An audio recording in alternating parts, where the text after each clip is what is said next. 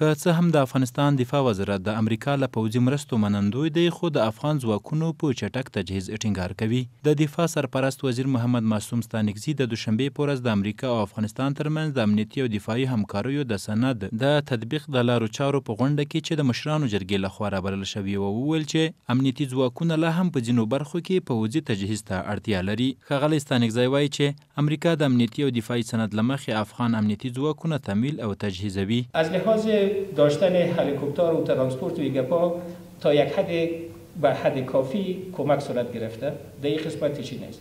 در قسمت بخش ترانسپورتی هوایی هنوزم بسیار ضعیف است.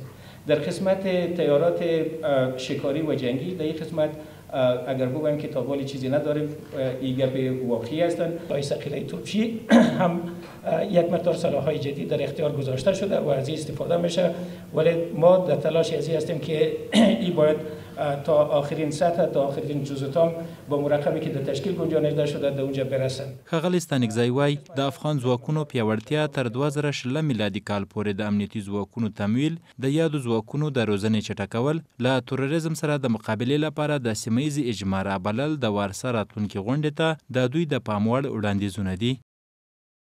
د افغانستان د مشرانو جرګې رئیس فضل هادي مسلمیار وایي چې دا مهال افغانستان له پاکستان سره په یو ښکاره جګړه کې ښکیل دی او له امریکا او نورو هیوادونو سره د شویو تړونونو له مخې باید یاده مسله هواره سي. که څه هم ښاغلی مسلمیار له امریکا سره د شوي تړون ملاتړ کوي، خو ټینګار کوي چې د دې تړون موارد باید پلي سي. قرارداد کې دا واضح دي چې بهرنی هیواد مداخله کوي په اقتصادي او امنیتي موضوعاتو باندې یا نور څه چې په دې قرارداد کې ذکر شوي دي په هغې به ورسره بحثونه کېږي او یو د حل لار به ورته لټوي. متاسفانه موږ څه ونه لیدل، بلکې اضافه پاکستان ته ویل شو، هغوی ته قدر ورکړ شو، هغوی ستایش شو، او په امنیتي تړون کې دا واضح دي چې زموږ د مسلحو قواو بالخصوص د دفاع وزارت ملي اردو تجهیز وکړي. تجهیز په دې معنا نه ده چې صرف دریشي دې ورته واخلي او کیک و کلچه دې ورکړي او یو امپورټ ټوپک دې ورکړي. تجهیز په دې معنا ده چې زموږ د سیمې اردو چې څه لري اقلا که د هغې نه پیاوړي کولی نه شي، د هغې سیال خو شو.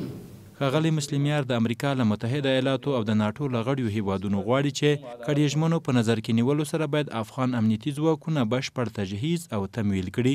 د پوځي چارو کارپوهان وایي له اړتیا سره سم باید افغان امنیتي ځواکونه تجهیز سي تر څو وتوانیږي چې په بشپړه توګه د وسلوالو مخالفانو په وړاندې په ټینګه او ودرېږي.